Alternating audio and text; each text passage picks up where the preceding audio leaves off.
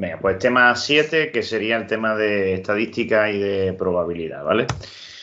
Tenemos como contenido pues una pequeña introducción de lo que son los conceptos básicos, datos, poblaciones, variables y frecuencias, luego pues herramientas estadísticas, tablas y gráficas, con todos los tipos de gráficas y con las distintas partes que va a tener las tablas, y luego pues una vez que elaboramos todas esas tablas, pues sacaríamos información acerca de ellas, informaciones pues como con las medidas centrales, que sería la media, la moda y la mediana, y luego las no centrales, como los cuantiles, y por otro lado, pues las medidas de dispersión, que sería el rango y la desviación típica, ¿vale?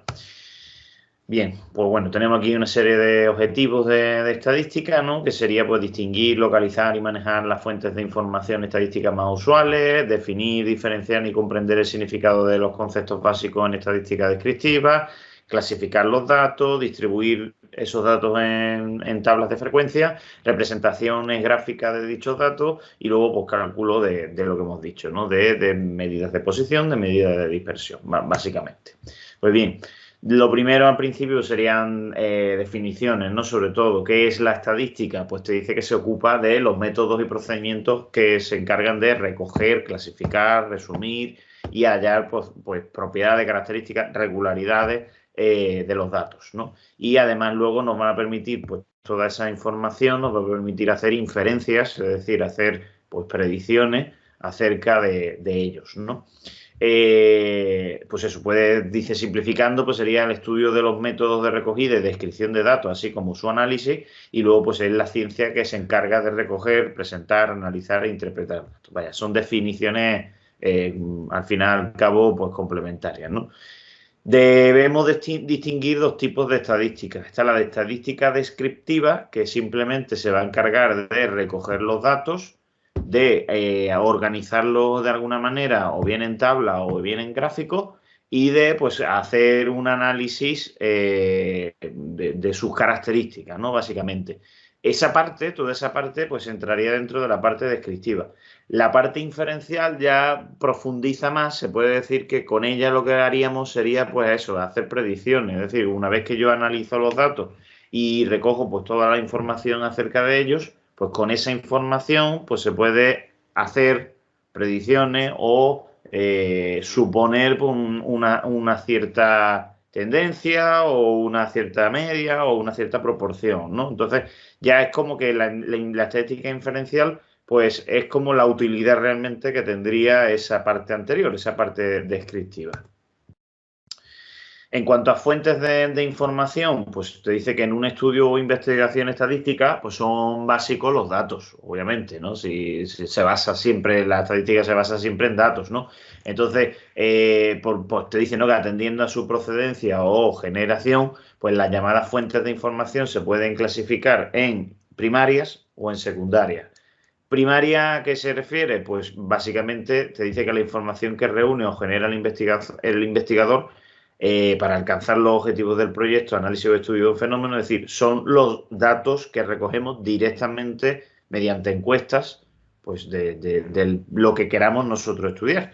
Mientras que la secundaria, la información secundaria, pues es recogida por empresas o por agentes externos, es decir, contratamos a alguien para que ese alguien nos haga pues nuestra investigación. O sea, la diferencia es que para que sea primaria soy yo como digamos, persona el que va a encargarse de recoger la información, y en el caso de que sea secundaria, pues sería otra persona o otra entidad la que se encargaría de recogerla. ¿Qué instituciones se encargan de esta recogida de datos? Que sean instituciones fiables totalmente, pues obviamente el Instituto Nacional de Estadística, el INE y el Centro de Investigaciones Sociológicas, también se hacen muchísimas encuestas, y luego la Oficina Estadística de la Comunidad Europea, ¿no? En el caso de ya un nivel más global.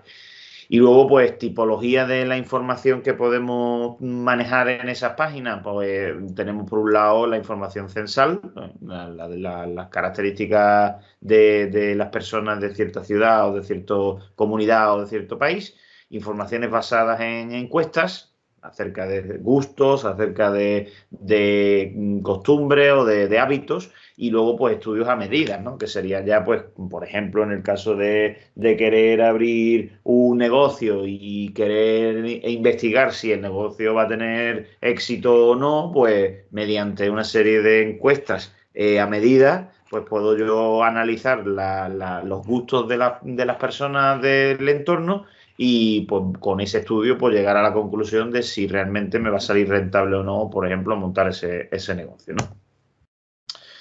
Pues bien, todo lo anterior sería, pues eso, ¿no? Relacionado con aspectos generales de la estadística. Ahora, en toda estadística participan una serie de elementos que tenemos que saber diferenciar. Por un lado tenemos la población. ¿Qué es la población? Pues el conjunto de todas las personas o cosas que van a no participar en el estudio estadístico, sino el conjunto de personas al que le vamos a aplicar el estudio estadístico. No sé si me he explicado bien. La idea es que si yo, por ejemplo, quiero conocer el nivel socioeconómico que tienen los alumnos de una cierta ciudad, no voy obviamente, a preguntar a todos los alumnos de la ciudad. Voy a preguntar a unos cuantos y según la información que yo saque acerca de esos cuantos, pues podré deducir cuál es el nivel sociocultural, pero ya de todos los demás. Es decir, la población sería el conjunto de todos los alumnos de esa ciudad, mientras que la muestra sería al pequeño conjunto, subconjunto, al cual le haríamos el estudio. Es decir, yo la información se la voy a pedir, se la voy a solicitar a las personas de la muestra, pero me va a permitir saber información de toda la población entera. Esa es la idea, ¿no? Cada una de las personas que forman parte de la población, pues se van a llamar unidades o elementos. Esa sería la idea, los individuos o los ítems de la población. Y como dentro de esa población, pues nosotros lo que hacemos es seleccionar un pequeño conjunto, es decir, una muestra, y con esa muestra es con la que vamos a trabajar. Pues la idea es, para que más o menos os lo imaginéis, pues a mí me gusta normalmente representarlo de esta forma. La idea es que esto, si es la población entera, pues nosotros realmente no trabajamos con todos los datos, sino que trabajaríamos con una parte de esos datos, y esa sería la muestra. Es decir, la población sería pues todos los elementos, normalmente se escribe con una N mayúscula, mientras que la muestra, que sería el subconjunto dentro de esa población, pues sería un tamaño más pequeño, obviamente, y es realmente con el que vamos a hacer el estudio. El estudio lo haríamos con la muestra, ¿vale? Entonces, cosas importantes. Esta muestra que nosotros elijamos se dice que tiene que ser representativa. Tiene que ser representativa. ¿Qué significa que sea representativa? Pues que realmente tiene que parecerse a la población. Me explico. Si estoy estudiando el nivel socioeconómico, por ejemplo, pues resulta que en la población pues habrá gente que tenga bajo nivel socioeconómico, tenga un nivel pues superior al anterior, haya otro que tenga un nivel medio alto y uno que tenga un nivel alto. Entonces, la idea es que yo la muestra que seleccionara también tendría que tener de todo un poco. Es decir, tendría que ser más bien así, tendría que ser que tuviese una parte de pues nivel muy bajo, de medio alto y de alto. ¿Para qué? Pues para que se parezca lo máximo posible a la población. Eso es lo que significa pues, que sea representativa. Es decir, que no haya... Si yo cojo una muestra y la muestra resulta que la he cogido la mayoría de la parte baja, entonces ese estudio que yo voy a realizar no me va a servir de nada. ¿Por qué? Porque no es real. Y no es real, ¿por qué? Porque la población no está formada solamente por personas con nivel socioeconómico bajo, sino que tendría que tener de todo un poco para que sea lo más fiel posible a la realidad, ¿no? Entonces, la idea es esa, ¿no? La idea es que cojamos una muestra pues que se asemeje lo máximo posible pues, a la población en cuanto a que tenga pues de todo un poco, ¿vale? Se podría decir. Pues bien, eso es lo que viene a decir la muestra, ¿no? Que es un subconjunto representativo de la población, al cual vamos a tener acceso, es decir, son a las personas de la muestra a las que le vamos a hacer la encuesta y con los datos que recojamos de esa muestra, luego lo que nosotros podremos hacer serán hacer suposiciones o inferencias acerca de la información de la población. Es decir, nosotros vamos a tener la información de este conjunto y con esa información podremos deducir de alguna manera pues la información del resto, la información de toda la población, ¿vale? Bien, pues sigo. Censo, ¿qué es el censo? Pues es la observación de las características en todos los elementos de la población. Es decir, el censo recogería la información de toda la población entera, ¿vale? Claro, ¿qué ocurre? Que realmente nosotros a la hora de hacer un estudio pues no trabajaríamos con el censo, es decir, no trabajaríamos con la población, sino que trabajaríamos con parte del censo, con parte de la población, la muestra, ¿eh?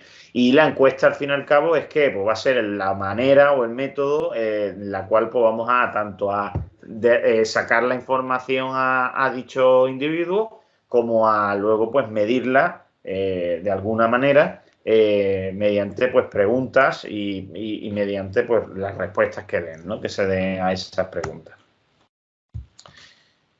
Bien, lo que queramos estudiar acerca de la población, si yo he dicho que el ejemplo que he pintado antes hace referencia pues al nivel socioeconómico, pues entonces se llama variable precisamente a esa característica que yo quiero estudiar. Si yo lo que quiero estudiar es el nivel socioeconómico, pues mi variable es el nivel socioeconómico. Ahora, ¿qué ocurre? Que esa variable, esa característica, pues puede ser de diferentes tipos. Puede ser de diferentes tipos.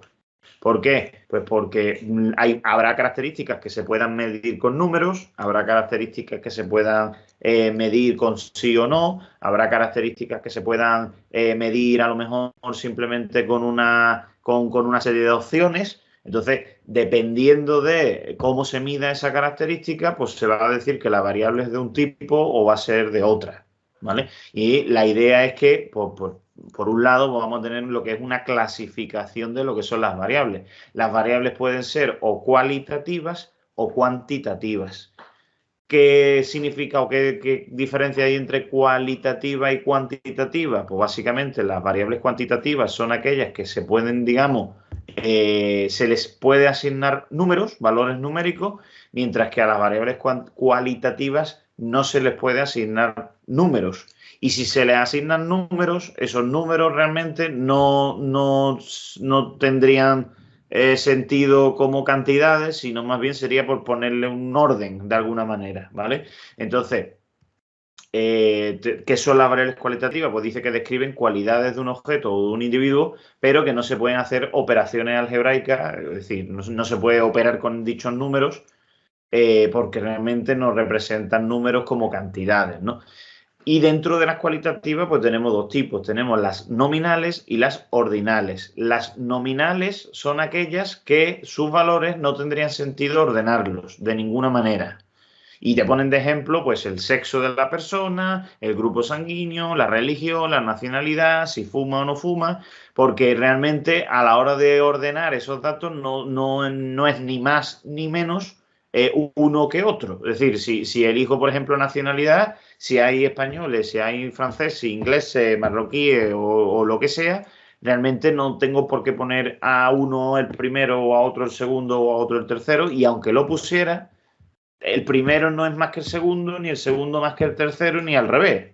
A eso es lo que me refiero, ¿no? Ahí no tendría ningún orden, igual que, por ejemplo, en el sexo, hombre-mujer, pues si yo pongo hombre-mujer, realmente da igual que ponga hombre-mujer que mujer o hombre. Sería exactamente lo mismo, ¿no? En el caso de los ordinales ya la cosa cambia. En el caso de los ordinales tienen que ser, ¿vale? Tienen que ser características que no se puedan medir con números, pero que sí se puedan ordenar de menos a más.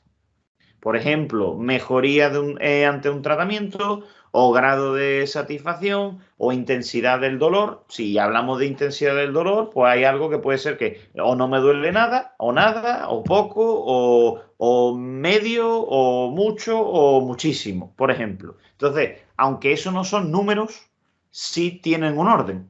Y el poco es menos que el medio y el medio es menos que el muchísimo, por ejemplo, ¿no? Entonces, en este caso sí tiene sentido ordenarlos de alguna manera, pero no son números. ¿Se les puede asignar números? Sí, porque yo puedo decir, bueno, pues poco o leve o medio o mucho o muchísimo, pues le asigno los números 1, 2, 3, 4 y 5 y si lo hago de esa manera, pues entonces el 1 es menos que el 2 es menos que el 3 es menos que el 4 y el 4 es menos que el 5 y a mí me sirve para saber el orden. Pero no es que el 1 sea menos que el 2, igual que el 2 menor que el 3 en cantidad. Es decir, que a mí me duela a nivel medio no significa que me duela en la misma cantidad más que al que le duele leve y a su vez al leve le duele en la misma cantidad más que al que le duele poco. Es decir, no se puede medir la distancia entre esos dolores. Esa sería la idea, ¿no? Pero sí se pueden ordenar, ¿no? Sí se pueden ordenar. Y luego están las variables cuantitativas, que las variables cuantitativas pues son aquellas que sí son números, que sí se representan como números y que hay de dos tipos. Están las discretas y están las continuas. Las discretas, ¿cuáles eran? Pues aquellas que tomaban valores enteros, valores que podíamos contar de uno en uno. Es decir, 1, 2, 3, 4, 5, ¿vale? Esos serían los valores discretos. Yo siempre pongo de ejemplo el número de hermanos. Yo puedo tener un hermano, dos hermanos o tres hermanos, pero no puedo tener dos hermanos, 75. No tiene sentido, ¿eh? O tengo uno, o tengo dos, o tengo tres, pero no puedo tener valores intermedios. Mientras que en la variable continua, que también son números, ahí sí que van a permitirse valores intermedios y se podría de hecho permitir todos los valores intermedios que quisiéramos. Por ejemplo, te pones la altura, el peso, los salarios y demás, porque al poder tomar valores decimales, pues siempre podemos meter números intermedios a lo que son los valores decimales, ¿vale? Fijaros en el caso de la edad, el caso de la edad lo ha incluido dentro de la variable continua. Y en parte, pues sí tiene sentido, pero sí que es verdad que es que depende. Muchas variables depende de cómo yo la quiera interpretar, pueden ser continuas o pueden ser discretas. Porque si yo en el caso de la edad solamente tengo en cuenta las edades 20 a lo mejor, o si una persona tiene 20 años, o tiene 21, o tiene 22, si yo no hago diferencia entre tener 20 años o tener 20 años y un mes, o tener 20 años, 3 meses y 40, yo qué sé, y 15 días, entonces al final yo terminaría diciendo de todos ellos que tiene 20 años y se acabó. Y si yo solamente tengo en cuenta que tiene 20, pues entonces lo estaría considerando o lo estaría estudiando como discreta. Mientras que si lo que quiero es que todas las personas que tengan 20 o un poquito más de 20, pero no 21, lo puedo estudiar como continua si lo englobo en intervalos. Es decir, de 20 a 21 sería un intervalo, y entonces todas las personas que tengan 20 o más de 20, pero sin llegar a 21, pues entrarían dentro de ese conjunto, ¿no? O sea, ahí sí estaríamos teniendo en cuenta valores intermedios de la edad y sí pues, podríamos, digamos, considerar a la variable edad pues, como una variable continua, ¿vale? Te pone pues eso, ¿no? Ahora habría un ejercicio pues para que vosotros digáis qué tipo de variable sería, ¿no? Pues en el caso, por ejemplo, del peso, pues para mí sería una variable continua porque los pesos pueden tener decimales y entre los valores decimales pues podemos incluir lo que queramos, ¿no? La nota de un examen, por ejemplo, si la nota de un examen lo mismo es muy relativa porque, fijaros, aquí te dice que la nota del examen tiene que ser o suspenso o aprobado o notable o sobresaliente o matrícula. Esto, ¿qué ocurre? Que son valores concretos que están ordenados, pero que realmente no son números. Aunque nosotros podamos pensar que son números, pero realmente no lo son. Son palabras. Y esas palabras yo las puedo considerar como si fuese una variable ordinal cualitativa. Pero sí que es verdad que si yo lo considero, o sea, si yo considero suspenso, por ejemplo, del 0 al 5, sin incluir el 5, pues entonces lo que estoy haciendo es construir un intervalo. Luego, si estoy construyendo un intervalo y además lo estoy haciendo con números de 0 a 5, pues entonces la idea es que lo estaría interpretando como variable continua. Luego, el tema va a estar en que dependerá del contexto de que la variable la usemos de una manera o la usemos de otra. O sea, hay variables que no tienen pérdida, pero hay otras que hay que tener cuidado. ¿Por qué? Pues porque puede ser que la podamos interpretar de una forma o de otra. Si para mí el suspenso es suspenso y se acabó, entonces es una variable cualitativa ordinal. Si para mí el suspenso son las notas de 0 a 5 sin incluir el 5, entonces estamos hablando de variable continua. Número de grupos de cuarto de primaria. Pues grupos de cuarto de primaria, pues dependerá del colegio, pero habrá o un grupo, o dos grupos, o como mucho 3 grupos dentro de cuarto de primaria, o 4 grupos dentro del cuarto de primaria. Entonces, como lo que no puede haber es un grupo y medio, o 2,75, pues esto tiene que ser una variable cuantitativa y tiene que ser, pues, discreta, ¿vale? Tiene que ser discreta. Y en el caso de la naturaleza de una finca, es decir, si es rústica o si es urbana, pues ser rústica o ser urbana son dos opciones las que se tiene, no son números y tampoco son una mayor que la otra o menor que la otra en cuanto a números. Obviamente las rústicas, las casas rústicas serán más grandes que las casas urbanas, pero no me refiero al tamaño de la casa, me refiero a que representen números. Estos no representan ningún número y estos no representan ningún número. Estos son dos características, dos tipos de fincas y la idea es que como son dos tipos de fincas y no hay ningún orden entre ellos y al fin y al cabo no son números, pues sería una variable cualitativa y en este caso pues sería una variable cualitativa nominal, que además cuando se tiene solamente dos opciones, pues se puede decir que es bimodal, porque se supone que tiene dos opciones, ¿no? Pues bien, aquí, bueno, aquí tenemos los casos. Fijaros en la de la nota del examen, aquí la han considerado como cualitativa ordinal. Y la han considerado como cualitativa ordinal por lo que he dicho, porque no está considerando a las notas como números, sino la está considerando como lo que son, suspenso, aprobado y tal. Y al ser no números, pues no son cuantitativas, básicamente, ¿vale? Venga, pues seguimos.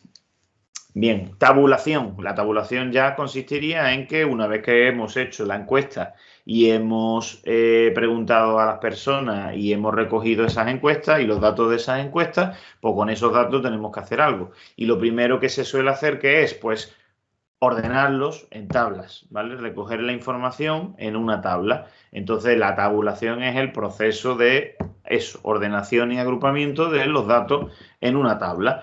Y en concreto las tablas normalmente pues se suelen hacer de esta manera. Las tablas van a depender de la variable, es decir, va a depender del tipo de variable que se tenga. Pero si la variable es cuantitativa discreta, normalmente lo que se suele hacer es pues, poner algo así. X sub y sería pues las posibilidades que tiene la variable.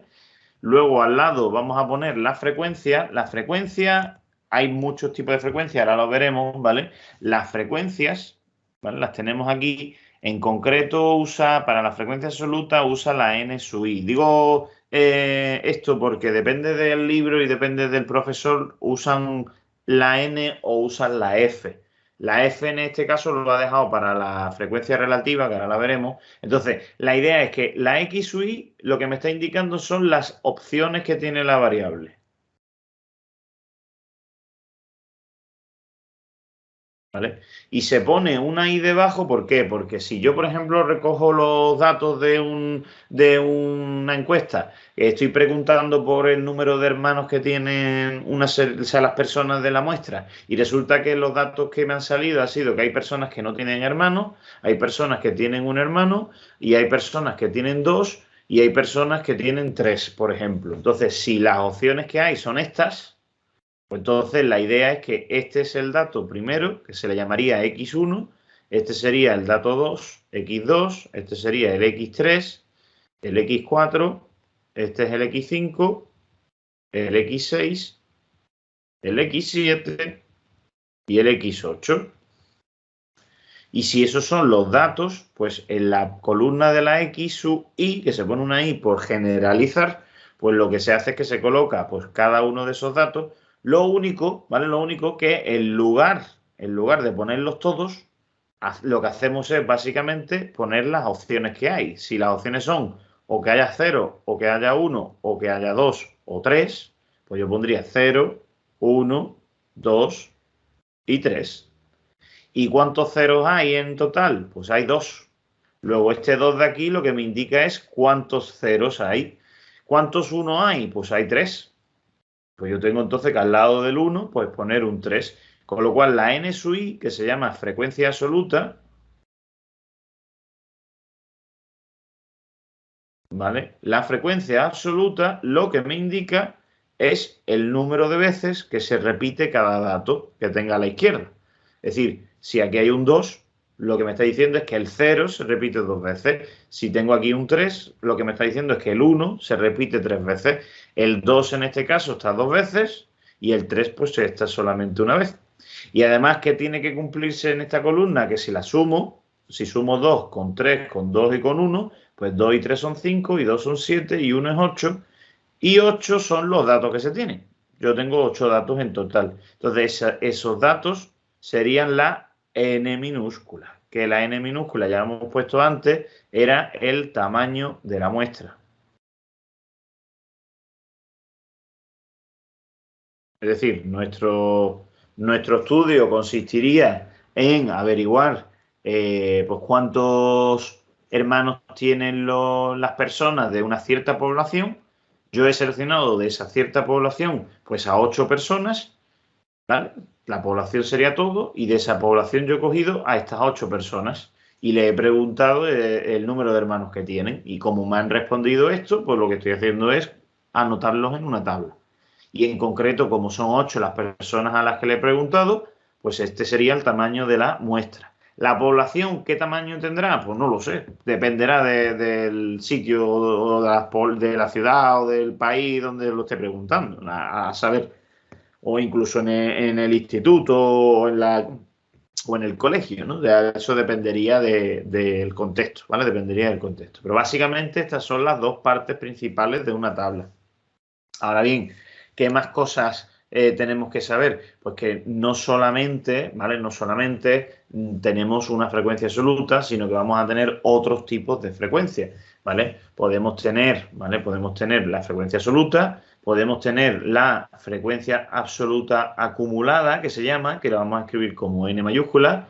Tenemos la frecuencia relativa, que se escribe con la f minúscula, y la frecuencia relativa acumulada, que se escribe con la f mayúscula, ¿vale? Entonces vamos a construir nosotros pues nuestra tabla, ¿no? Entonces voy a borrar aquí porque me va a hacer falta espacio y voy a ir completando la tabla. La tabla pues tendría aquí una columna que va a ser n mayúscula i, una columna que va a ser fi minúscula y una columna que va a ser f mayúscula i, ¿no? La n mayúscula, que hemos dicho que se llama frecuencia absoluta acumulada, su nombre me lo indica, se dice que es acumulada porque lo que vamos a ir haciendo es acumular los datos. Me explico. El primero, que es el 0 y que está 2 veces, pues ese se va a mantener tal cual. Pero a partir del segundo, lo que tenemos que hacer con la cantidad del segundo es sumársela a la cantidad anterior. Si sumamos 3 y 2, que son 5, ¿vale? Que me sale 5. ¿Qué significa este 5? Pues significa que hay 5 personas que tienen un hermano o menos de un hermano. Eso es lo que me va a indicar la acumulación. La acumulación me va a indicar cuántos cumplen mi condición y todas las anteriores. Por ejemplo, en el caso del 2, como está 2 veces, pero 2 más 5 son 7, pues nosotros tendríamos que poner aquí 7. ¿Y ese 7 qué significa? Pues significa que hay 7 personas que tienen 2 hermanos o menos de 2 hermanos. Técnicamente, esto lo que hace es que suma todo lo anterior. Porque claro, si 7 personas tienen 2 hermanos o menos de 2 hermanos, tener 2 hermanos o menos de 2 hermanos implica tener 2 hermanos o tener uno o no tener ninguno. Es decir, habría 2 personas y 3 personas y 2 personas. Y si yo sumo todo eso, me tiene que dar 7.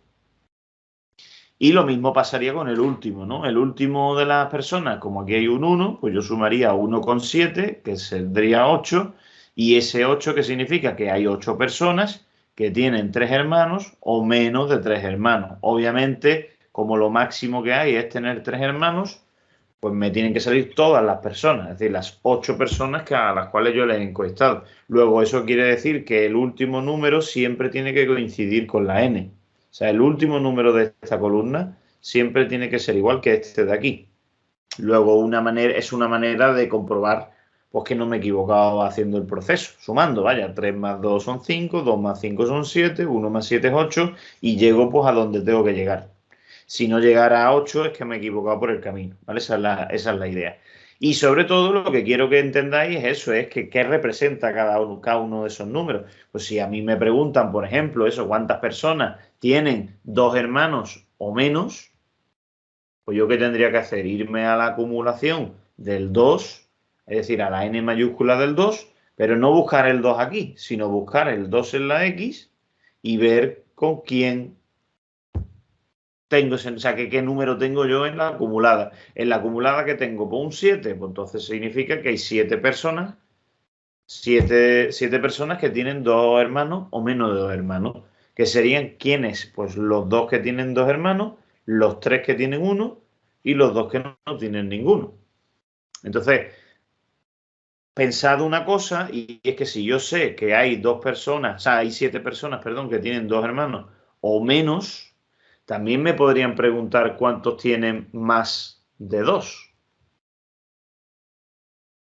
Si a mí me preguntaran cuántas personas tienen más de 2 hermanos, puedo hacer 2 cosas. Uno es pensar, vamos a ver, qué persona, si tengo más de 2 hermanos, ¿cuántos hermanos se supone que tengo que tener? Pues 3. Entre otras cosas porque no hay más opciones, ¿vale? No hay más opciones. Entonces, si me están preguntando por tener más de 2 hermanos, es lo mismo que preguntarme por tener 3. Y yo, si me preguntan cuántas personas tienen 3 hermanos, yo tendría que decir que solamente había una que tiene 3 hermanos. Luego la respuesta sería 1. Ahora, la otra forma, ¿cuál sería? Pues pensar que como tener más de 2 hermanos es lo contrario de tener 2 o menos de 2, pues lo contrario de tener 2 o menos de 2 es lo contrario de 7. Si en total hay 8 personas y a esas 8 personas les quito lo contrario, que son los 7 que tienen 2 o menos, pues ¿qué me sale? Pues 1.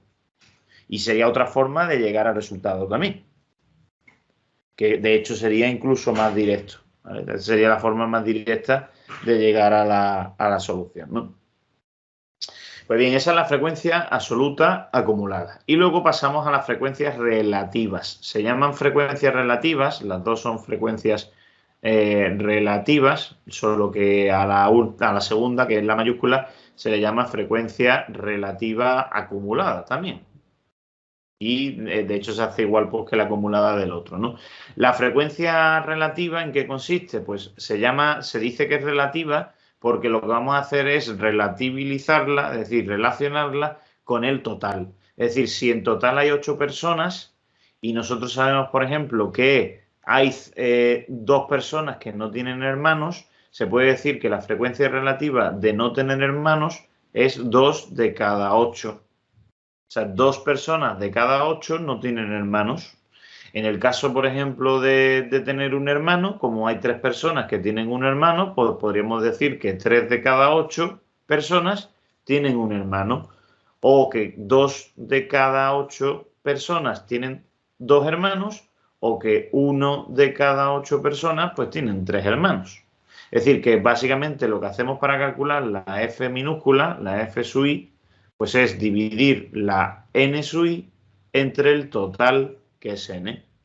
Dividiendo cada una de las n sub i entre la n total, pues me va a salir lo que es la frecuencia relativa. Y la frecuencia relativa podemos o dejarla como fracción, que es lo que yo he hecho, ponerla como fracción, o ponerla como decimal. Se puede pasar a decimal, ¿vale? Si la ponéis en decimal, eso sí, siempre tiene que saliros 0 con algo. ¿Por qué? Porque la n siempre tiene que ser más grande que lo de arriba y ya vimos en el tema de fracciones, de los números racionales, que si el denominador era mayor que el numerador, la fracción siempre era menor que 1. Luego el resultado tiene que ser pues 0 con algo siempre, ¿vale? Y luego, por otro lado, cuando sumemos todas las frecuencias relativas, siempre os tiene que dar de resultado 1. Esto es importante, ¿por qué? Porque es importante sobre todo si lo ponéis con decimales, porque os tendríais que asegurar de que cuando pongáis el decimal, al sumar todos esos decimales, os tiene que dar 1 sí o sí. Así que si no os da 1 es porque a lo mejor no habéis redondeado bien el número decimal o no habéis puesto todas las cifras decimales que deberíais o tal. Entonces, aseguraros normalmente pues de ajustar los decimales para que cuadre y sume 1. Tampoco pasa nada si sale 0,99 o si sale 1,01, pero intenta que salga 1, ¿no? Intenta que salga 1. ¿Qué representa entonces la frecuencia relativa? Pues eso, lo que acabo de decir, es una especie de proporción, me va a indicar una especie de proporción, de hecho no es más que una probabilidad de que ocurra algo, es decir, si yo sé que de las 8 personas a las cuales le he hecho la encuesta hay 2 personas que tienen 2 hermanos y eso es lo mismo que decir que 2 de cada 8 pues tienen 2 hermanos, pues si 2 de cada 8 tienen 2 hermanos, si la población tuviese, por ejemplo, 100 personas, pues 2 de cada 8 de 100 sería el número de personas que se esperaría que tuvieran dos hermanos. Por eso decíamos antes que sabiendo la información de la muestra, se puede extrapolar a la población. Se puede sacar la información de lo que es la población, pues simplemente pues haciendo eso, una suposición, haciendo una inferencia que se dice, ¿vale? Y luego está pues la frecuencia relativa acumulada. La frecuencia relativa acumulada, su nombre lo indica, vuelve a ser como el de antes, es una acumulación de los casos anteriores siempre. Entonces, si el primero es 2 de cada 8, pues ese 2 de cada 8 lo mantendríamos y lo que iríamos haciendo básicamente pues sería ir sumando la frecuencia siguiente pues con la anterior. Es decir, 3 octavos más 2 octavos, que serían 5 octavos, pues 5 octavos, es decir, 5 de cada 8 que cumplen, pues 5 de cada 8 personas cumplen que tienen o un hermano o menos de uno. O sea, las acumuladas siempre trabajan con el dato del momento y lo anterior. Si sumo 2,5, o sea, 2 octavos con 5 octavos, que serían 7 octavos, pues ¿qué significa? Que hay 7 de cada 8 personas que tienen 2 hermanos o menos de 2 hermanos. Y si sumamos 1 octavo más 7 octavos, pues me saldría 8 partido de 8, que por cierto sería 1, que por cierto siempre tiene que coincidir, por lo tanto siempre tiene que salir 1, ¿vale? ¿Y qué significaría esto? Que 8 de cada 8, es decir, todas las personas o el 100%, si lo queréis expresar como porcentaje, pues el 100% de las personas, todas las personas, pues tienen o 3 hermanos o menos de 3 hermanos. Y esa es la interpretación que tendríais que hacerle a la tabla, ¿vale? Entonces, esto es una tabla de frecuencia. Esto es, si os piden que hagáis una tabla de frecuencia, o lo que os están pidiendo es esto. Que escribáis las posibilidades que se tienen, que escribáis cuántas veces aparece cada una de esas posibilidades, que suméis todo para saber cuántas personas se han encuestado en la muestra y a partir de ahí, pues que construyáis las otras 3 columnas, que cada una de ellas pues, va a serviros para una cosa. En el caso de la absoluta acumulada, pues sirve para saber cuántas personas cumplen la condición y todas las anteriores. La relativa sirve para hacerse una idea de la proporción en la que se encuentra esa característica y la acumulada pues sirve para hacerse una idea de la proporción en la que se encuentra esa característica junto con todas las anteriores. ¿Vale? Pues esta es la tabla de frecuencias y en concreto, pues aquí la tenéis, ¿no? Frecuencia absoluta acumulada, frecuencia relativa y frecuencia relativa acumulada, ¿vale? Y aquí pues tenéis un ejemplo de tabla, pues de cómo se escribiría y de cómo se rellenaría, básicamente, ¿no? Con las distintas posibilidades que se tiene. Me podéis decir, bueno, ¿y me tengo que aprender las fórmulas estas y demás? Pues no hace falta que aprendáis esas fórmulas. ¿Por qué? Pues porque con lo que acabo de explicar yo en la tabla haciéndola, pues tenéis más que suficiente. Por cierto, la frecuencia f sub i, es decir, la frecuencia relativa, he dicho que se puede calcular con esta fórmula, que es básicamente si hay 2 personas que cumplen la condición y en total hay 8 personas, pues 2 de cada 8 hemos dicho, ¿no? Bueno, y la acumulada, la frecuencia relativa acumulada, he dicho que se calcula o bien sumando las anteriores ¿vale? Sumando las anteriores, o también se podría calcular dividiendo la acumulada absoluta entre el total, ¿vale? Porque si yo, por ejemplo, me fijo en la F mayúscula, que es 2 octavos, 5 octavos, 7 octavos y 8 octavos, si me voy a la acumulada, resulta que tengo un 2 aquí, que es este 2, tengo un 5 aquí, que es este 5, tengo un 7 aquí, que es este 7, y tengo un 8 aquí, que es este 8. Y todos los demás, que son los denominadores, son 8 porque todos tienen que ser el tamaño total de la muestra. Entonces, si quisierais calcular la F mayúscula con fórmula, pues sería con esta, dividiendo la N mayúscula entre la N. Mientras que la relativa sería la N minúscula entre la N. ¿Vale?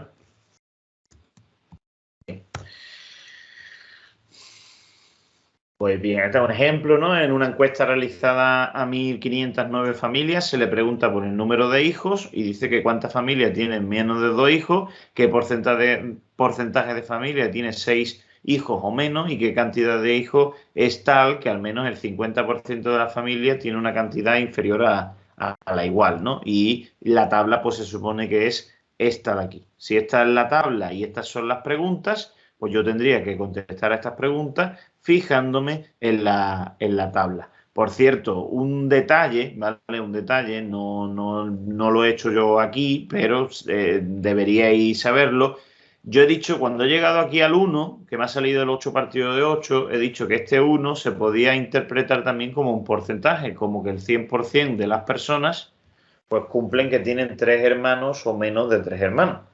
Pues no, pues técnicamente cualquier valor de la F mayúscula y cualquier valor de la F minúscula también se puede interpretar como porcentaje. Simplemente si el valor decimal que os salga lo multiplicáis por 100.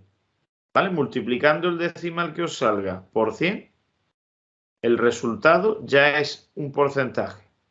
Y como normalmente las preguntas de este tipo os las suelen hacer como porcentaje, es decir, os pueden preguntar qué tanto por ciento cumple no sé qué, ¿no? ¿Qué porcentaje de familia tiene 6 hijos o menos? ¿O qué cantidad de hijos es tal que el 50% de la familia tiene una cantidad inferior y tal? O sea, se suele trabajar mucho con los porcentajes, pues que tengáis en cuenta que la F minúscula y que la F mayúscula, aunque aquí salgan decimales, aunque salieran decimales, esos decimales, si lo multiplicáis por 100, pues os saldría porcentaje. De hecho, aquí pues lo han expresado en porcentajes todos. O sea, ya han hecho la cuenta de dividir y de multiplicar por 100, ¿vale? Esa es la idea. Y en esta, pues igual, ¿vale? La han hecho ya con los porcentajes. Con lo cual, si ya están hechos los porcentajes, simplemente pues sería buscar la información en la tabla, ¿no? Si analizamos la tabla y estamos hablando de que la X representa el número de hijos, pues aquí hay familias que no tienen hijos y hay familias que tienen hasta 8 hijos o más, ¿vale? Familias numerosas, ¿no? Entonces, ¿cuántas familias tienen menos de 2 hijos? Pues tener menos de 2 hijos, ¿qué implica? Pues tener 2 o menos de 2. Es decir, que sería o coger las familias que no tienen, o que tienen 1, o que tienen 2, y en ese caso, pues sumar esto más esto más esto, sería una forma de calcularlo, o bien irnos a la N mayúscula del 2. Si yo me voy directamente a la N mayúscula del 2, que son 1049, pues ese 1049, ¿qué es? Es la suma de los 3 anteriores, es decir, de tener 2 o 1 o ninguno. Con lo cual, si me preguntan por cuántas familias tienen menos de 2 hijos, a ver, cuidado con... eso es otro detalle. La pregunta es tener menos de 2 hijos. Realmente tener menos de 2 hijos es tener 1 o ninguno, porque no deberíamos incluir tener 2 hijos en menos de 2 hijos. Ahora, si la pregunta fuese en 2 hijos o menos de 2 hijos, ahí ya sí tendría sentido incluir el 2. Entonces, tener menos de 2 hijos en realidad es solamente el caso del 1 y del 0. Luego tendríamos que sumar estos 2 solamente. Y a la hora de mirarlo, tendríamos que mirar nada más que en la casilla del 1 y el 0, ¿no? Menor que los 2, que serían 674. Luego la respuesta a esta pregunta serían 674 familias. A la pregunta de qué porcentaje de familias tienen 6 hijos o menos, ahí ya sí está incluyendo el 6 hijos o menos de 6, entonces sí tendríamos que irnos al 6. sí tendríamos que irnos en el caso de querer saber cuántas familias eran, pues deberíamos irnos aquí y esas serían todas las familias, pero en el caso de querer saber el porcentaje, entonces tendríamos que irnos ¿a qué? A la frecuencia relativa. Esta frecuencia relativa es, como es la absoluta, la relativa, sería con respecto al 6 únicamente. Es decir, el 1,6% de las familias tienen nada más que 6 hijos. Pero a mí me están preguntando 6 o menos de 6. Luego tendría que ir más acumulada. La acumulada del 6 son 97,3%, por cierto, y ese 97,3% pues sería el número de familias que tienen 6 o menos de 6. Luego esa sería la respuesta, ¿no? Esta en concreto. Y luego te pregunta que qué cantidad de hijos es tal que el 50% de las familias tiene una cantidad inferior. Si yo me voy a la acumulada, hay un 0,278% de familias que no tienen hijos. Hay un 44,7% que tienen uno, un 70% que tienen dos, un 83% que tienen tres. Entonces, la pregunta es, ¿dónde está el 50%? Porque si aquí está el 44,7 y aquí está el 69,5, el 50 está en medio. Claro, estar en medio, ¿qué significa? Si yo contestase que hay que tener un hijo ya cumple la condición de que el 50% es inferior o igual, es mentira porque no llegó al 50%. Y si contesto con que son dos hijos los que se tienen que tener para que haya menos de 50%, técnicamente me estoy pasando. Pero la idea es que me tengo que pasar. Es decir, si el 50 no está en la columna, no me puedo quedar con el anterior a 50. Al revés, me tendría que quedar con el mayor que 50, que sería en este caso 69,5, y que representaría pues aquellas familias que tienen dos o menos de dos. Es decir, se puede decir que la mitad de las familias, por lo normal, es que tengan dos hijos o menos de dos hijos, en este estudio al menos. ¿Vale? ¿Por qué? Porque ya tener dos hijos o menos de dos hijos ya es el 69,5% de la población la que lo tiene, que ya es más del 50, ¿no? Entonces, tiene que ser eso, ¿no? La respuesta sería, pues, dos. De hecho, lo correcto sería decir que entre uno y dos, realmente, ¿no? Porque sería, el dato estaría aquí en medio. Pero claro, como hay que especificar uno, pues diríamos siempre el que se pasa, que en este caso pues sería ese, ¿vale? Y bueno, y aquí pues tenemos el cómo se busca, que es lo que acabo yo de hacer básicamente. Bien, entonces, las tablas de frecuencia ya hemos visto cómo se hacen, pero claro, hemos visto cómo se hace una tabla de frecuencia cuando la variable es discreta, ¿vale? Cuando la variable es cuantitativa discreta, que es este caso de aquí.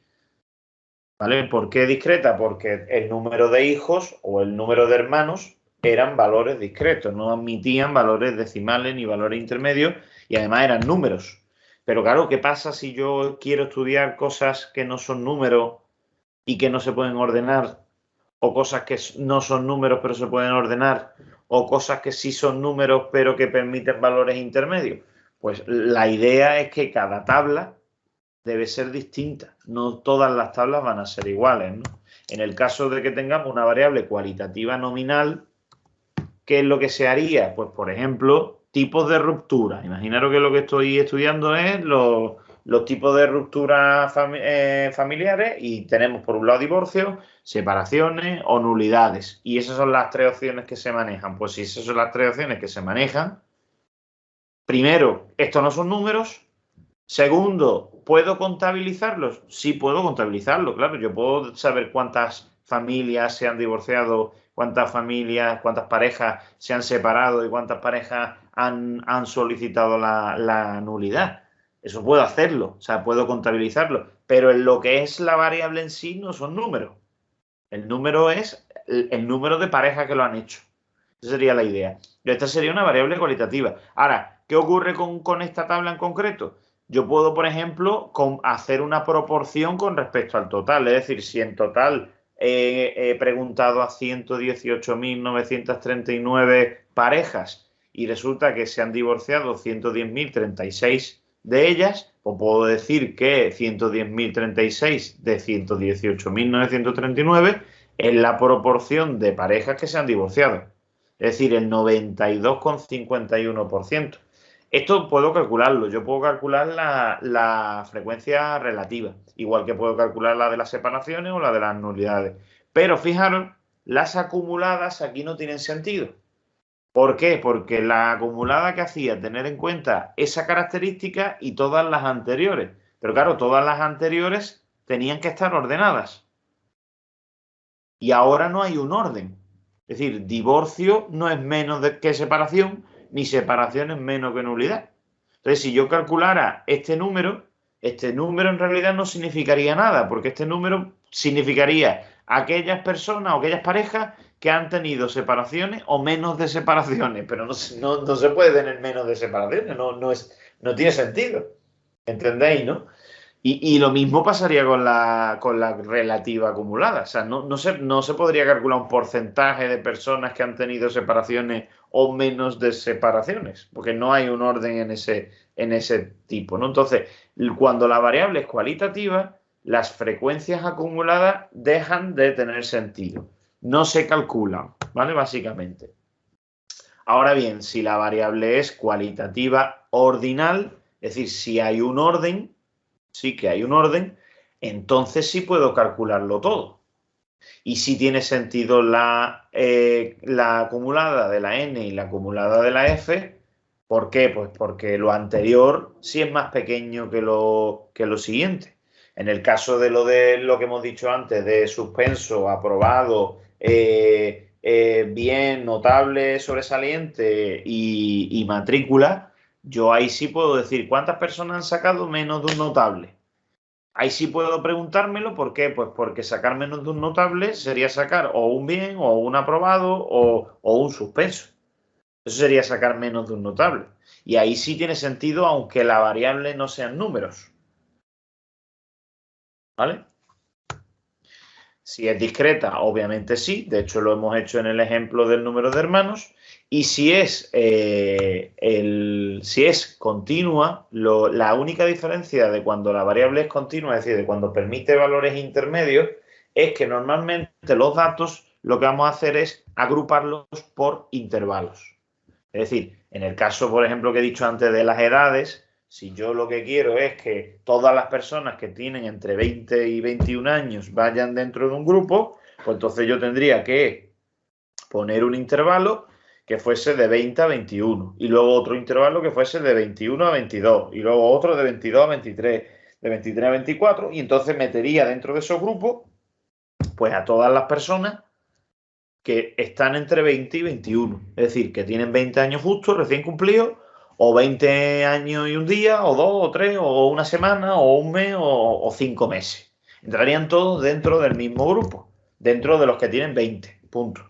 Esa es la idea, ¿no? Entonces, esta parte es la nueva, digamos, esta columna de aquí, pues sería la nueva parte, esta columna sería la nueva parte realmente que tendríamos en la tabla. El resto de la tabla se hace exactamente igual, es decir, tendríamos una columna para la X, una columna para las Ns, para las F, para la N mayúscula y para la F mayúscula, y se podrían calcular todas ellas, no habría problema en calcularlas. La pega está, ya digo, en el principio, en los intervalos. Entonces, si los intervalos se hacen, yo qué sé, de 20 a 21, de 21 a 22, de 22 a 23, entonces X ahora habría también que calcularlo. La X ya no estaría. ¿Y quién sería la X? La X se diría, en estos casos, se le llamaría marca de clase. La marca de clase es el valor intermedio del intervalo, es decir, el valor que ocupa la posición central del intervalo. Si el intervalo va desde 20 hasta 21, la marca de clase sería 20,5. Se calcularía, por cierto, sumando los dos valores del intervalo y dividiéndolo entre 2. Entonces lo tenéis aquí en el margen. La marca de clase se calcula sumando el valor inferior y el valor superior del intervalo, es decir, los dos números del intervalo, y dividiéndolos entre 2. Ya digo, en el caso de que el intervalo fuese de 20 a 21, pues entonces tendríamos que hacer 20 más 21 y dividirlo entre 2. Quedaría 20,5. Si el intervalo fuese de 20 a 30, porque a lo mejor yo quiero agrupar dentro del grupo del intervalo a todas las personas que tienen entre 20 y 30 años, pues entonces, como 20 y 30 son los dos valores del intervalo, pues la marca de clase sería 20 más 30, que son 50, entre 2, saldría 25. Y en ese caso, pues tendríamos que poner en la marca de clase el 25. Y así en cada intervalo. En cada intervalo habría que hacer la suma de los dos valores y dividirlos entre 2.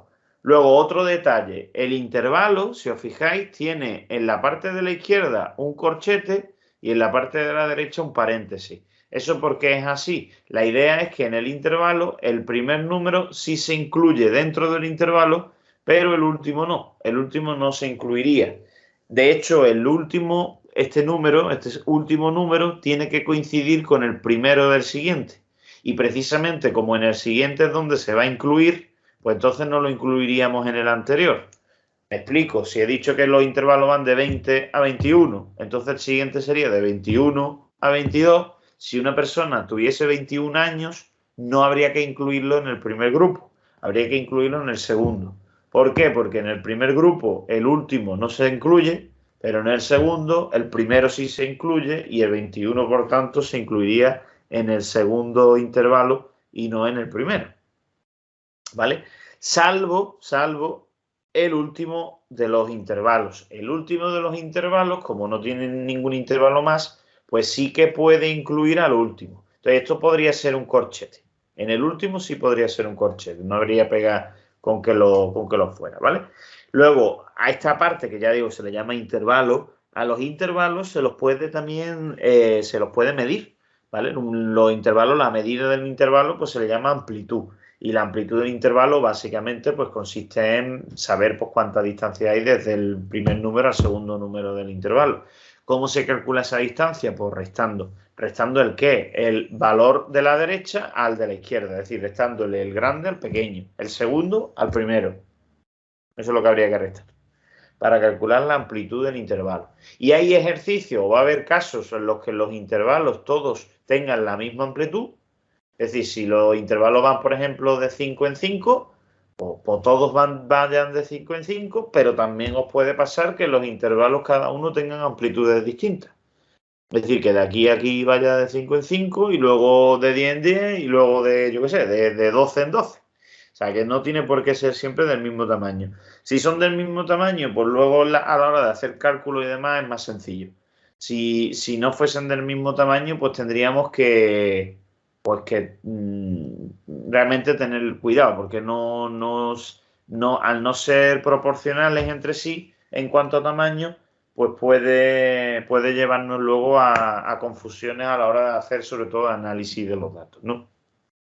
Y luego otra cosa que podéis preguntaros es que si se va a hacer un estudio mediante intervalos, la pregunta es cuántos intervalos puedo yo necesitar o voy a poner yo en una tabla, ¿vale? Porque habrá veces que la tabla os la den ya con los intervalos hechos, por ejemplo aquí. También puede pasar que os den los datos, que de hecho es lo normal que sería si yo encuesto a 100 personas y le pregunto cuánto miden y anoto las medidas de esas 100 personas, yo lo que voy a tener son 100 números, 100 alturas. Y yo con esas 100 alturas soy yo el que decide agruparlo en intervalos. Entonces, ¿cómo los puedo yo agrupar de alguna manera? Se supone que yo haría esto. ¿Vale? Imaginaros que yo tengo una lista con los 100 datos, ¿vale? Los tengo aquí apuntados, tengo los 100 datos. Y además me he preocupado de ordenarlos de más chico a más grande. Imaginaros que están ordenados de más chico a más grande, con lo cual aquí estaría el más pequeño de todo, voy a llamarlo mínimo, y aquí estaría el más grande de todo, voy a llamarlo máximo. ¿Vale? Entonces, si el mínimo de altura, imaginaros que hay una persona que mide 1,52 y el máximo de altura es que hay una persona que mide 2,10, esto lo estoy midiendo en metros. ¿Cómo decido yo cuántos intervalos voy a hacer? Porque claro, una primera opción pues sería decir, bueno, pues voy a hacer los intervalos que me dé la gana, realmente. Vale, bueno, sería una opción, pero siempre que hacemos cosas realmente así se podría decir por la cara, pues luego puede ser que me lleve a problemas o me lleve a mala información o a mala interpretación de los datos. Lo lógico es que se siga un criterio a la hora de hacer cuántos intervalos voy a construir. Y precisamente el criterio, ¿vale? El criterio pues lo tenéis aquí. El número de intervalos que se necesita hacer o se debe hacer normalmente va a calcularse o bien con la raíz de n o bien con esta otra fórmula que es 1 más el logaritmo en base 2 de n. ¿Vale? N, que sería la población en este caso. Entonces, bueno, más que la población, la muestra, porque aquí lo ponen como N mayúscula, lo que sería toda la población, ¿vale? Pero bueno, la población o la muestra, lo que tengáis. Normalmente vamos a tener la muestra, con lo cual, en mi caso, por ejemplo, como yo he dicho que he encuestado a 100 personas, pues si hiciésemos la raíz de 100, que saldría 10, pues se supone que yo lo que tendría que hacer sería 10 intervalos. Es decir, si en total he encuestado a 100 personas, pues el número de intervalos que tendré que hacer será la raíz de 100, que es 10. Luego 10 es el número de intervalos que yo tendría que construir. O sea, que yo ya sé que tengo que poner 10 intervalos. 1, 2, 3, 4, 5 y así hasta 10. Ese es el primer problema que yo me encuentro en esta situación. El segundo problema que me voy a encontrar en esta situación es elegir los intervalos. Es decir, si los voy a hacer todos del mismo tamaño, que he dicho que sería lo ideal, que todos sean del mismo tamaño, pues ¿cómo voy a empezar y desde dónde hasta dónde lo voy a hacer? Esa es la otra pregunta que yo tendría que hacerme. Entonces, lo normal, ¿vale? Lo normal es que si yo ya sé que voy a hacer 10 intervalos, lo que se suele hacer es coger el más pequeño y coger el más grande y ver cuánta distancia hay de aquí a aquí. Si de aquí a aquí resto 2,10 menos el 1,52, ¿vale? Haciendo esa resta,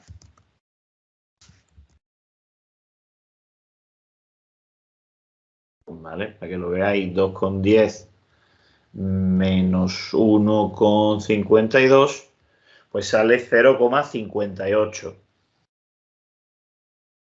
Entonces la idea es que yo esas medidas de 0,58 de distancia que hay entre el más pequeño y el más alto, lo tengo que repartir entre 10 intervalos. Es decir, que esta cantidad la tendríamos que dividir entre 10. Si yo la divido entre 10, ¿vale? Lo mismo lo hago con la calculadora para que lo veáis, sale 0,058, ¿vale? Pues 0,058 tiene que ser la amplitud de cada intervalo. ¿Eso qué quiere decir? Que cada intervalo tiene que medir 0,058.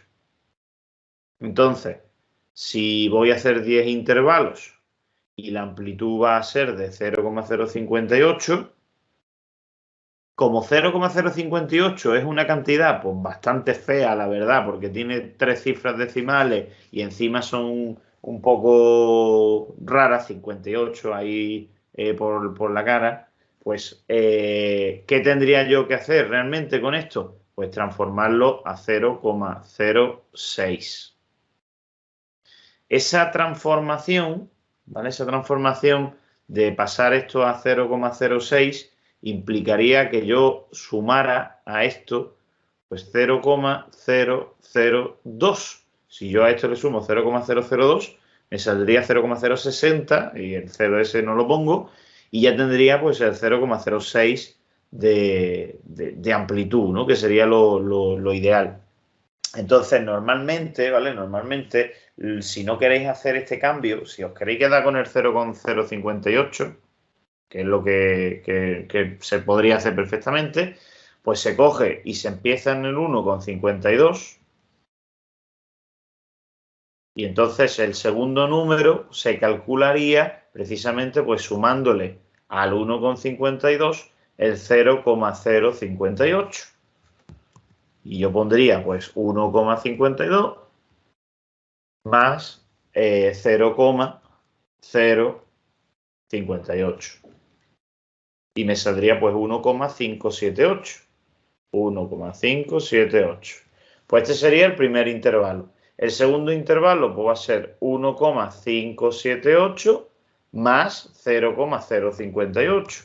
Y entonces a esto le tengo que sumar otra vez pues el 0,058, que me saldría 1,636. Entonces yo tendría que poner aquí 1,636. El siguiente del 1,636 más 0,058. Y así, si voy sumando, me va a salir 10 intervalos y el último intervalo acabará pues en el 2,10. Es decir, el último intervalo tiene que acabar en 2,10. Y además, como acaba en 2,10, pues ese sería el que incluirían. ¿Entendéis?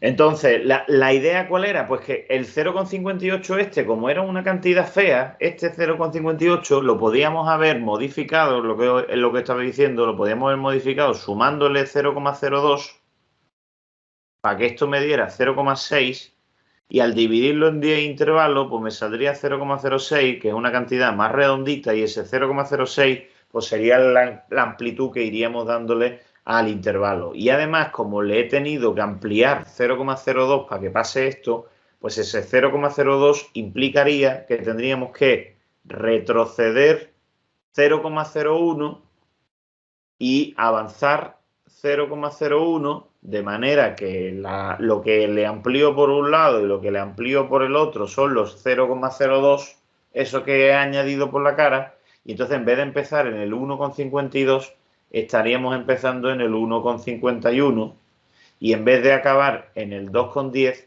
estaríamos acabando en el 2,11.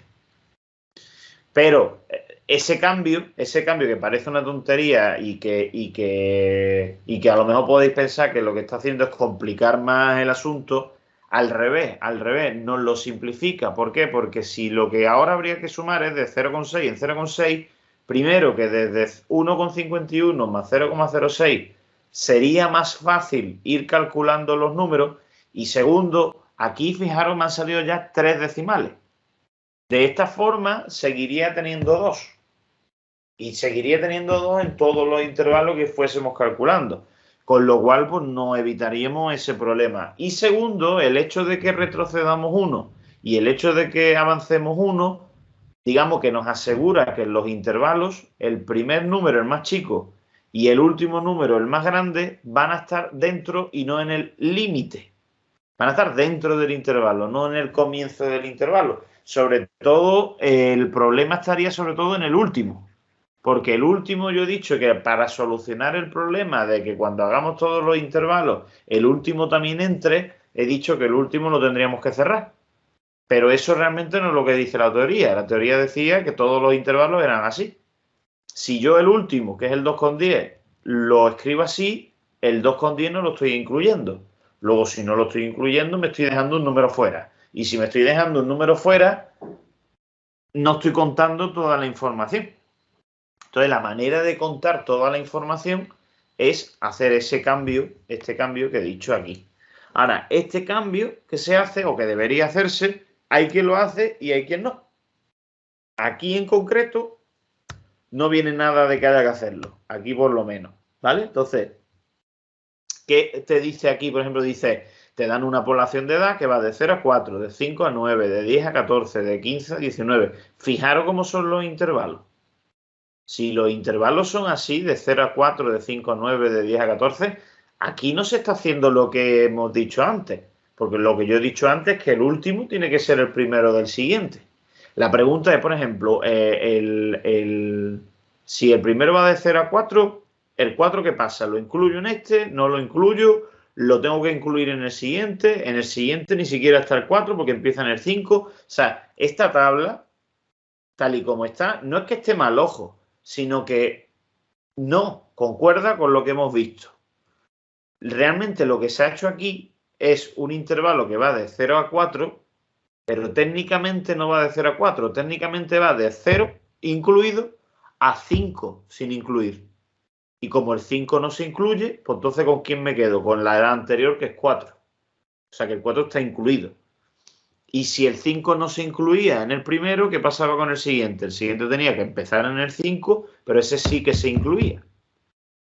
Entonces, como que han hecho ahí un pequeño cambio en cuanto a la tabla, ¿vale? En cuanto a la tabla. Y luego, en lo que sería la marca de clase, ¿vale? La marca de clase, pues si el intervalo, claro, yo lo escribo como 0 y 4, ¿qué ocurría? Que yo tendría entonces que pensar, como hemos dicho, que la marca de clase que consistía en sumar los dos valores y dividirlos entre 2, pues entonces resulta que, claro, como los números que yo veo en el intervalo son el 0 y el 4, pues yo diría, pues tengo que sumar 0 y el 4 y dividirlo entre 2. Y como 0 y 4 es 4 y 4 entre 2 es 2, pues entonces tendría que tener una marca de clase de 2. Pero acabo de decir que es que el intervalo no es de 0 a 4. El intervalo sería realmente de 0 a 5, aunque el 5 no se incluya. Y si fuese de 0 a 5, entonces tendría que ser 0 más 5, que es 5, y 5 entre 2 es 2,5. Luego la marca de clase no es 2, la marca de clase es 2,5. ¿Entendéis por dónde va? Entonces la historia es que estos intervalos así escritos llevarían a confusión. Esa es la historia. Te podrían llevar a errores. ¿A errores como cuáles? Pues como los que vienen aquí, que son marcas de clase que no se concuerdan con la realidad. Y es simplemente por el hecho de que los intervalos, en vez de haberlos empezado y terminado, y donde termina el primero empieza el segundo, pues lo que han hecho ha sido reducirlos de alguna manera, ¿vale? Y eso es un fallo, eso es un error. ¿Vale? ¿Qué sería lo correcto? Haber hecho de 0 a 5, de 5 a 10, de 10 a 15 y haber hecho las marcas de clase con respecto pues, a esos valores. ¿Vale? Eso sería lo correcto. Y aquí pues tenéis un ejemplo de las estaturas de 50 niños en las que tenéis unos intervalos que van desde el 1,465 al 1,497 y el siguiente, pues si este acaba en 1,497, pues el siguiente tiene que empezar en 1,497. O sea, esta tabla está bien construida y el primero se incluye y el segundo se abre. Y el final de este es el principio del siguiente, así con todos, ¿vale? ¿Qué amplitud tiene el intervalo? Pues si resto el grande con el pequeño, el segundo con el primero, me saldrá el resultado. Y ese resultado será la amplitud. ¿Por qué ha hecho estos intervalos de aquí? 1, 2, 3, 4, 5, 6 y 7. Porque si hay 50 datos, 50 niños, pues habría que hacer la raíz de 50. La raíz de 50, ¿qué sale? Pues sale 7, poco, 7,1, 7,2, no lo sé, la raíz de 50 cuánto es. O sea, el caso que sale 7 con algo. Si sale 7 con algo, ¿qué deberíamos hacer? Pues 7 intervalos.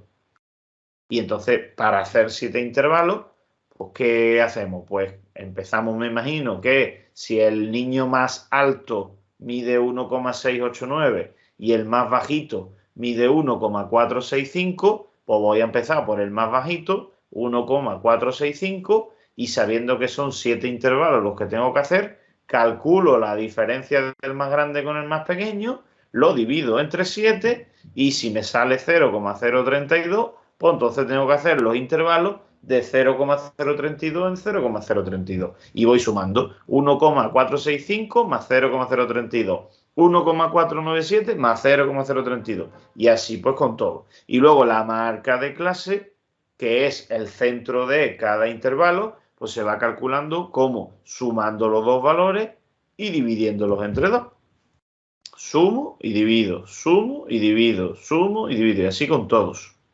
Un truco es que si habéis hecho la primera marca de clase y os ha salido esto y todos los intervalos son de la misma amplitud, que lo son en este caso porque en todo hemos sumado 0,032, entonces teniendo la primera marca de clase, a partir de la primera, si vais sumando también 0,032, os vais saliendo la siguiente y la siguiente y la siguiente y la siguiente y la siguiente y la siguiente. Y no tenéis que estar sumando y dividiendo, sumando y dividiendo, sumando y así con todas, porque no haría falta. Y luego la frecuencia de cada uno, pues ¿qué significado tendría? Pues que hay 4 personas, 4 niños, que miden entre 1,465 y 1,497, que representan el 8% de toda la población, es decir, el 8% de los 50 niños que hay. ¿Qué significa este 4? Que hay 4 niños que miden esto o menos de esto. Porque claro, como no hay más nada más pequeño, pues entonces son esos, no hay más. Ahora, ¿qué significa este 8? Que hay 8 niños que miden esta medida y menos de esa medida. 23 miden esto y menos de eso, y así pues con las acumuladas. Y luego en cuanto a los porcentajes, pues lo mismo, hay un 8% de los niños que miden esto o menos de esto, que no hay, como no hay nada más pequeño, pues debe coincidir con el porcentaje. Y luego hay un 16% de niños que miden esto o menos de esto. Es decir, que cogería todos los datos anteriores. Y así pues iríamos analizando lo que es la tabla, ¿vale? La tabla de cada uno de ellos. Una vez que ya sabemos construir las tablas, pues ya lo que nos quedaría sería simplemente pues representar gráficamente esos datos, ¿no? Y para el caso de que la variable fuese cualitativa, pues lo que se utiliza son o cartogramas o pictogramas o diagramas de sectores, que es el de los circulitos con los quesitos que se dice, y el diagrama de rectángulos. En el caso de que la variable sea cuantitativa discreta, se usa el diagrama de barras, y en el caso de que sea continua, pues se usan los histogramas y los polígonos de frecuencia, aunque hay otras representaciones también, ¿no?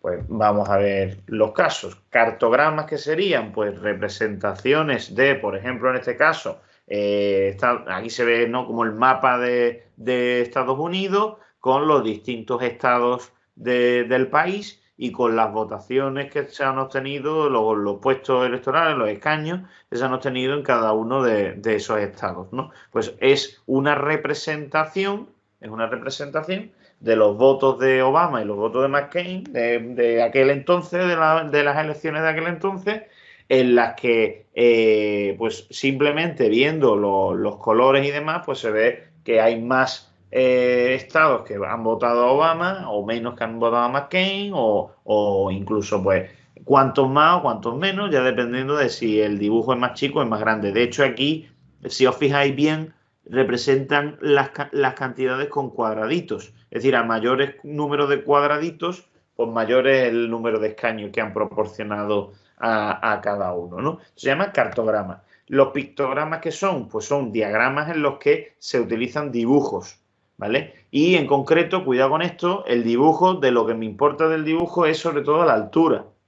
Aquí, por ejemplo, si estamos hablando del porcentaje de profesores y profesoras en los distintos países, pues tenemos que en Japón, por ejemplo, el 70% son profesores y el 30% son profesoras. Entonces, para que se vea visualmente más claro de alguna manera, pues se pinta a un tío más grande y a una chica pues, más pequeña, ¿no? Y en el caso pues, de España, por ejemplo, pues más o menos 50, 51, 52% son hombres y pues un 40 y tanto, un 46, 47, pues son mujeres, ¿no? Cuanto más se acerque, por ejemplo en Irlanda más o menos están a la misma altura, pues podríamos decir que sería pues, más equitativo, ¿no? En esos casos, ¿no? Pero visualmente bastante útil porque se ve perfectamente, pues aquí por ejemplo hay más mujeres que hombres dando clases y aquí al revés, en Japón pues justo lo contrario, ¿no? Otra forma de representarlos mediante pictogramas pues sería de esta manera, ¿no? Poniendo una persona por cada tantos. Se supone que cada muñequito representa 30.000 alumnos. Luego, imaginaros, desde 1900 hasta 1970, lo que ha crecido la población de alumnos. ¿Vale? Eso es lo que representaría, ¿no?, este dibujo. Los diagramas de sectores, que son, pues estos, los circulitos. Los circulitos como un círculo, hemos dicho, ¿vale? Como el círculo era... Esto, mira, esto sí lo voy a hacer aquí. Los círculos, acordaros que tienen 360 grados, ¿vale? El ángulo de un círculo, el ángulo completo, pues son 360 grados, ¿no? Y 360 grados se podría decir, por tanto, que sería pues el 100% del círculo. Entonces, ¿la idea cuál es? La idea es que sabiendo los porcentajes de cada uno de los grupos que se tengan en una tabla, pues se puede calcular los grados que representan. Entonces, si por ejemplo hay un grupo que representa un 50%, obviamente esto tiene que ser la mitad de 100%, es decir, la mitad de 360, que serían 180. Luego, toda esta parte de aquí ya pertenecería a ese grupo. Si hay un 25%, que es la mitad de la mitad de 180, que serían 90, pues entonces tendría que haber otro grupo que estuviese por aquí. Y así pues se van haciendo. Y si son números que no son exactos, como en este caso, pues más o menos se representan o bien con con lo que sería un transportador de ángulos, o más o menos a ojo. Obviamente todas estas cosas habría que hacerlas con programas informáticos que me permitan hacer pues este tipo de representación. Pero que lo normal sería hacer lo que he hecho antes, ¿no? Luego están los diagramas de barras. Las barras en los diagramas de barras tienen que estar separadas. Es decir, aquí una barra y luego al lado otra y así, ¿no? Y se van representando pues las cantidades y se va viendo pues la evolución de lo que sería el estudio. Mientras que los histogramas, que son los que se utilizan cuando la variable es continua, es decir, cuando se usan los intervalos que hemos comentado antes, pues en los intervalos, como hemos dicho, que el intervalo tiene que empezar en un número y acabar en otro, y el final del primero es el principio del otro, pues entonces, ¿qué ocurre? Que tienen que estar pegadas las barras, porque el final de la primera barra es el principio de la segunda. Por eso aquí sí se ponen unidas, ¿eh? Se ponen pegadas una a la otra, ¿no? Cuando los intervalos, ¿vale? Cuando los intervalos, he dicho antes, que no tenían la misma amplitud, si todos tuvieran la misma amplitud, entonces, ¿qué ocurre? Porque las barras están pegadas y todas tienen la misma anchura. La gráfica representase con variables continuas, tuviesen amplitudes distintas, como en este caso, pues entonces esas amplitudes representarían barras distintas. Y esas barras distintas, ¿qué haría? Que la amplitud de cada una de ellas no correspondiese pues con lo que realmente representa. Aquí, por ejemplo, puede parecer que esta barra de aquí, por ser más alta, se da con mayor frecuencia, cuando en realidad esta parte de aquí, ¿vale? Esta parte de aquí, pues a lo mejor es mayor, ¿vale? A lo mejor es mayor porque el área que representa esta parte, pues puede ser mayor que esta de aquí. Habría que ver cuál es la que mide más o cuál es la que mide menos. Entonces puede llevar a problemas, ese tipo de cosas puede llevar a problemas, ¿vale? Entonces, aquí, por ejemplo, pues te dice que lo correcto pues sería esto de aquí, ¿no? Sería hacerlo de esa manera. Y luego está esto, que son los polígonos de frecuencia. Los polígonos de frecuencia son las barras que hemos visto antes, unir las barras, esta con esta, esta con esta, esta con esta. O sea, lo que se une son las partes superiores de cada barra. El centro de la parte superior de cada barra. Y si lo voy uniendo, me va saliendo como una especie de curva. Esa curva, ¿vale? Es que, por cierto, ahora en el tema del COVID se ha escuchado lo de la curva, ¿no? De crecimiento y los picos de tal. Pues son básicamente esto. Son los puntos más altos de la gráfica que al unirlos entre sí, pues forman, pues eso, una curva.